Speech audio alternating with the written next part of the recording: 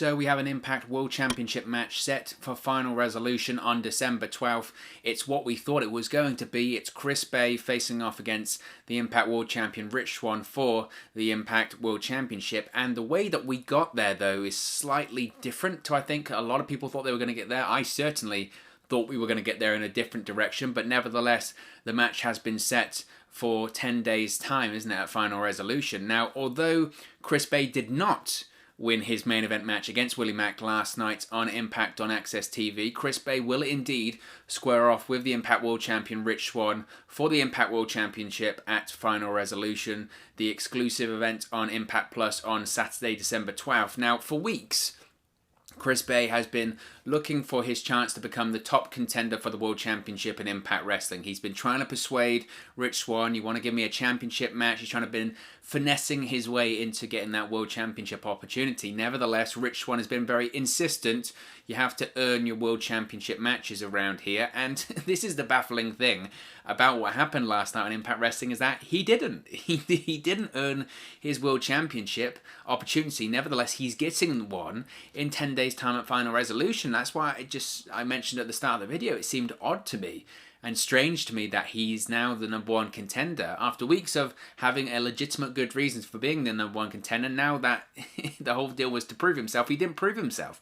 Very odd. Nevertheless, after his match with Willie Mack last night, Chris Bey put Swann away with his art of finesse and held the Impact World Championship, Rich Swann's Impact World Championship, high above his head after the match. And to close the show, therefore, the match has been signed. I'm not sure why, but this could potentially be foreshadowing what is to come in Chris Bey's future and Rich Swann's future at Final Resolution. Could Chris Bey be doing the same thing at the end of Final Resolution in 10 days' time? Now, the match itself between Chris Bey and Willie Mack, I really enjoyed, and I was not surprised with the quality of the match. I did the preview last night talking about this match going into it. I had no doubts in my mind that Chris Bey versus Willie Mack would be a fantastic match. I had no doubts in my mind because they've done it twice this year already. Their match at Slammiversary, if it wasn't for Jordan Grace versus Deonna Purrazzo, would have been the match of the show. Their follow-up match on the following episode of Impact on Access TV for the X Division Championship, where Chris Bey in both occasions actually defeated Willie Mack. That match I thought was even better than a match at Slammiversary. So I had no doubts going into this. This was going to be an excellent match, and it didn't disappoint. It was an excellent match.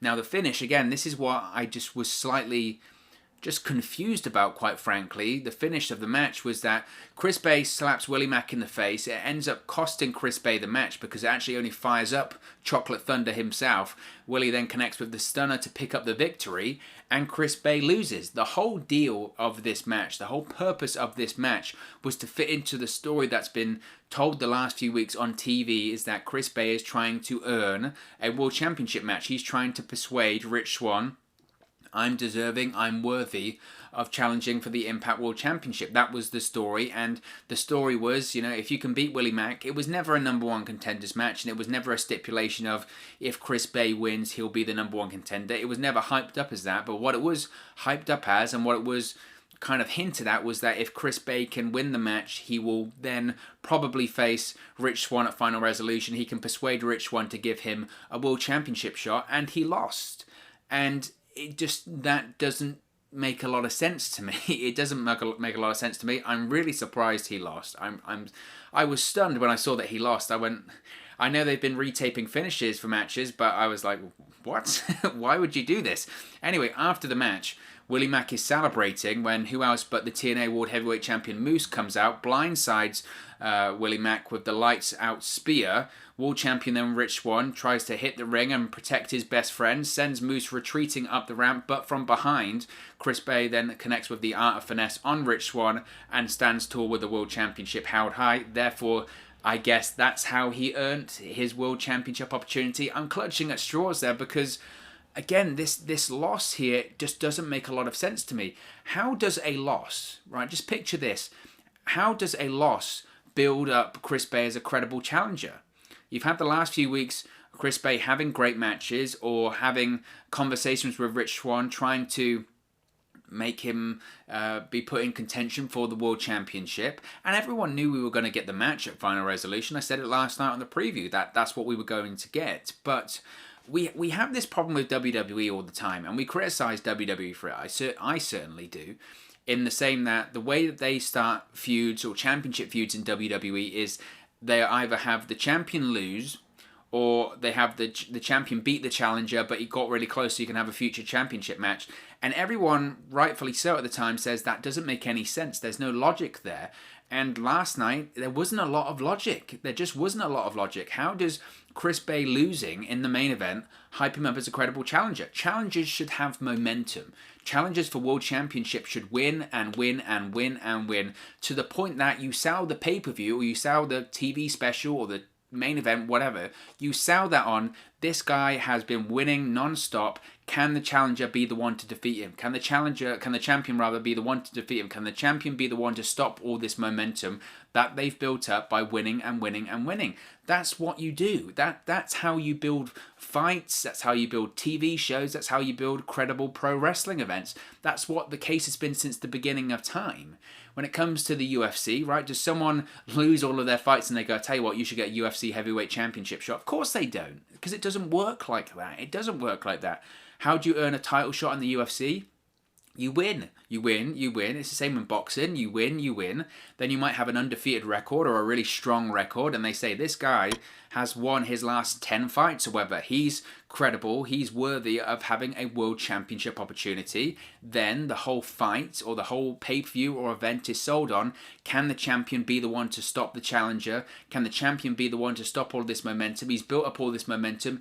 Can he finally be the one to overcome the world champion? That's how fights, pay-per-views and events are sold. And this was so backwards. This was so backwards that Chris Bey earned a world championship opportunity by losing. It baffled me. Maybe I'm old school in that sense. Maybe because I've been a fan of pro wrestling for over 20 years at this point. Maybe it's just me being old school. I don't know. It's just confusing to me because the whole story here was about proving to Rich Swann that Chris Bey deserves a title shot, and he didn't. He didn't prove anything. He lost.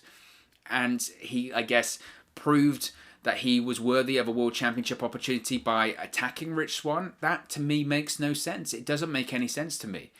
And I still think, regardless, I mean, I can get angry and I can get hot about the lack of logic there. I thought the match was great. And the match at Final Resolution between Rich Swann and Chris Bey, that will be great too. I'm really excited about it. I posted a tweet saying it's the kind of content I like to see. I like to wake up to seeing Chris Bey holding up the World Championship because I do think he's a future World Champion. I think he's money. And I think the match between Chris Bey and Rich Swann at Final Resolution, that will be money as well. But unfortunately, that match is filler. It's a filler feud. Because the big feud, the overarching feud, and the feud we're getting, and the match we're getting at Hard to Kill, is Rich Swann versus Moose. And I've been saying this for weeks. I said it on the preview last night, and it was evident in the main event there. Because despite Moose attacking Willie Mack, you can say, well, Moose's issue is with Willie Mack, and Moose will probably face Willie Mack at Final Resolution. They'll continue that feud that's been going on. But the whole point there is that Moose is facing Willie Mack. He's facing Rich Swann's best friend. Who came out to protect Willie Mack when he was attacked by Moose last night? It was Rich Swann.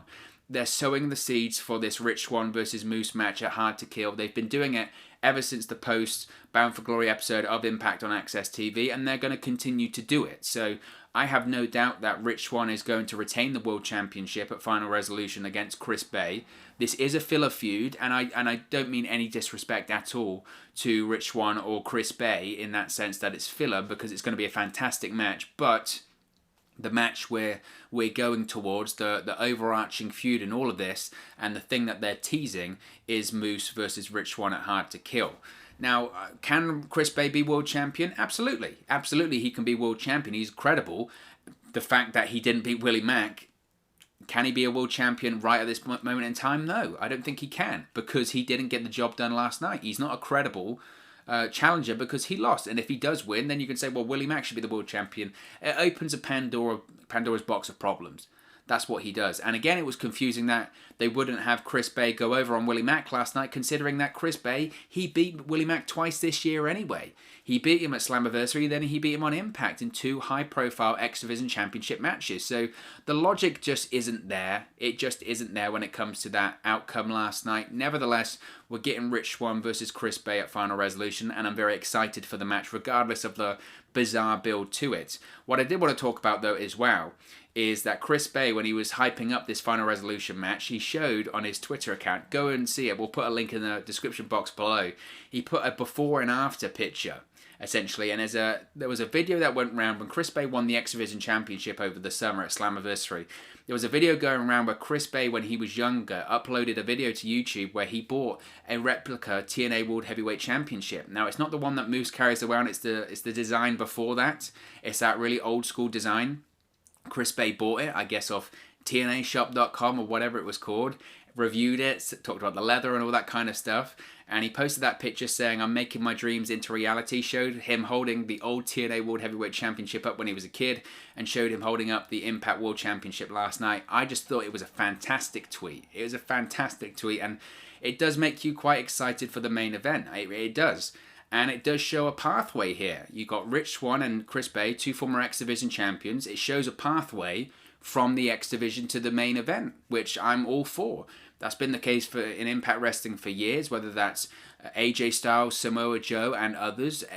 Austin Aries as well is another great example of X Division champions that have transitioned into the main event. And this is the same with Rich Swann and Chris Bey now. Now, is it too soon for them? Time will tell. Time will tell. If anything, I think it's smashing some stereotypes having them in the main event. They are smaller guys. They are younger guys. And it's certainly Impact investing in the future. These are guys that, I think Rich Swann isn't even 30 yet, and I'm not sure about the age of Chris Bey. I would assume he's probably around the same age, maybe even younger. And they're going to be in the main event of an exclusive Impact Plus event competing for the World Championship. That's Impact investing in the future. We've spoken about all the talent that might be potentially leaving in the next month or so, or next couple of months when their contracts expire. Investing in the future and bringing people in is what Impact needs to do. And that's why I think they're putting Rich Swann as a world champion, but I think also it's why they're putting Chris Bey into the main event just for this match alone, to see if he can hang. Now, will Chris Bey win? I don't think he will. But you have to look at these title defenses by Rich Swann right now, and they're quite impressive. You know, you beat Sami Callihan, Ken Shamrock, Chris Bey. That's how you build up a credible champion. I mentioned about building up a credible challenger. You do the same thing of building up a credible champion. You have them win. You have them win, and win a million times over. Defend that title, because then eventually when they do lose the title, it puts over the challenger. Oh my God, I can't believe that's the person to beat them. Okay? That's how you build them up. And it makes total sense to have Chris Bey involved for the World Championship, considering that he's going to be competing for New Japan. He's obviously doing the Super Junior stuff, or what was it? I think it's the Super Juniors. Nevertheless, or it might be the Jake, I don't know. But he is going to be involved with New Japan, and it makes sense to put Chris Bey in that spotlighted position. It makes total sense to put him in that spotlighted position because he's going to be featured in another promotion and probably in the wrestling media and media as a whole. Therefore, you want to have him competing in the main events. This is Impact pushing Chris Bey out of the X Division up to that main event level status. And I think it's fantastic, and I'm really excited for it. But of course, it wasn't the only match that was announced last night for Final Resolution. Of course, we had the Rich Swann versus Chris Bey match, but we also have Ethan Page facing off against Carl Anderson. That was announced last night on Impact Wrestling. Now, after admitting that he was the one to put out Doc Gallows on the shelf with the injury, Ethan Page has challenged Carl Anderson for a singles match at Final Resolution as well. Page added a stipulation to the match. If he wins, he and Josh Alexander will get another shot at the Good Brothers World Tag Team Championships. Now, last week, of course, Ethan Page lost embarrassingly to Swoggle. It was a phenomenal opponent. It was AJ Swoggle, who Anderson picked as Page's phenomenal opponent. Furious to hear that Page took out his friend and tag team partner, Carl Anderson, accepted Page's match and stipulation for Final Resolution. So, Luke Gallows is out of action. Doc Gallows, rather, WWE name. Doc Gallows is out of action, the big LG. I don't know if that injury is legitimate or just for the purposes of storylines.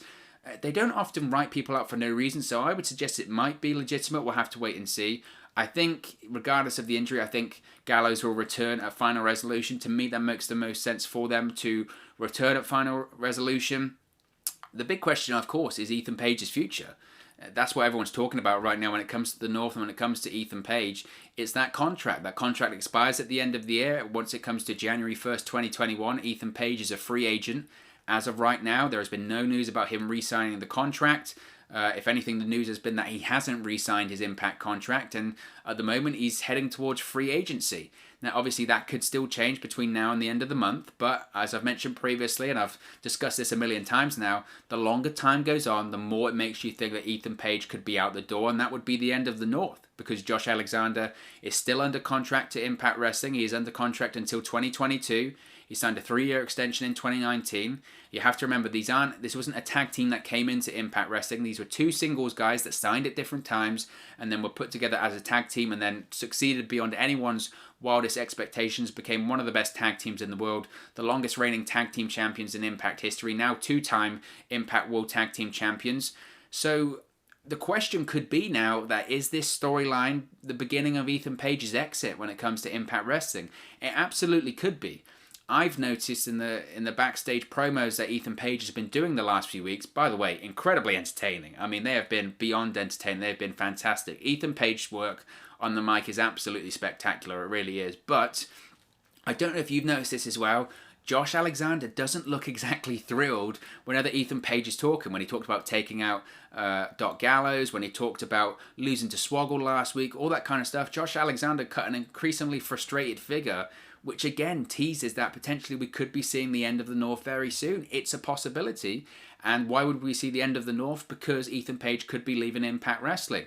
And again, we know Impact Wrestling have taped multiple versions of these backstage promos. So whatever segments they're airing indicates the direction that it's going to go when it comes to people's expiring contracts. Maybe they shot another version where Josh Alexander didn't show these signs of frustration with Ethan Page. Maybe they didn't shoot that. Or maybe they shot that version, but they've decided not to air it. If that's the case, again, that implies maybe Ethan Page is on the way out. So we don't know. We don't know. I hope, I've mentioned before, I hope that Ethan Page isn't going to leave Impact. I hope he resigns. I think there's more for him to do there, and I think there's more story to tell there. But we don't know. We just don't know. Do I think at this point in time that Ethan Page is going to be a hard to kill? You know, I hate to say it, but I don't think so. I don't think he will. I just don't. I don't know. I don't know. I could see Ethan Page winning the match at Final Resolution, and then they do this final World Tag Team title match between the North and the Good Brothers. The Good Brothers win, and then finally Josh Alexander goes, you know what, I've had enough. Snaps, beats the hell out of Ethan Page, and that's the last we see of Ethan Page in Impact Wrestling. I could totally see that happening.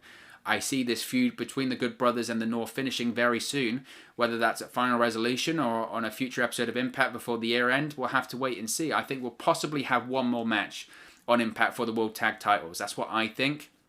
We'll have to wait and see. It'll be a fantastic main event nevertheless.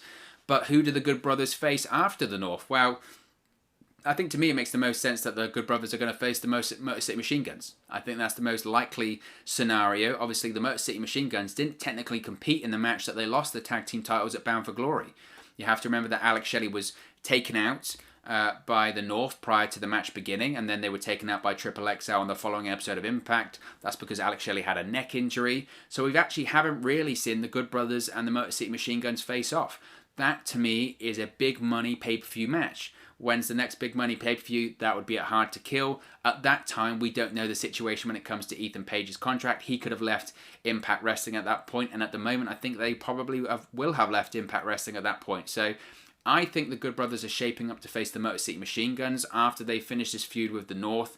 Obviously, last night on Impact, the Motor City Machine Guns defeated Triple XL, and the whole story there is it's all about the path back to the tag team titles, right? They're trying to get that path back to the tag team titles, so that makes total sense for me there. So again, I could possibly see Ethan Page winning at Final Resolution, but I could, and then having the main event on a following episode of Impact where they lose, and then Josh Alexander turns his back on Ethan Page.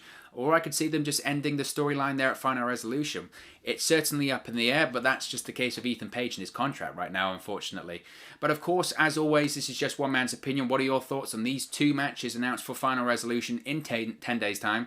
Let me know your thoughts in the comment section below. I'll do my best to respond and reply to all of your comments. Really enjoy interacting with you guys and chatting about AEW and WWE and Impact Wrestling here on the channel, so be sure to leave a comment below. If you have enjoyed this video, please do smash a like on the like button. It really does help us out here on YouTube, go up the rankings and get into people's recommendation feeds if they haven't seen our videos previously. But most importantly, if you haven't already, please do subscribe to Wrestle News 365. You can do that by clicking the bottom right hand corner of the screen right now, or if you wait a few seconds, there'll be a subscribe button at the end of this video along with another video for you to watch. Thank you very much for watching, listening, streaming, or however you come across this video today, and I'll speak to you again very, very soon.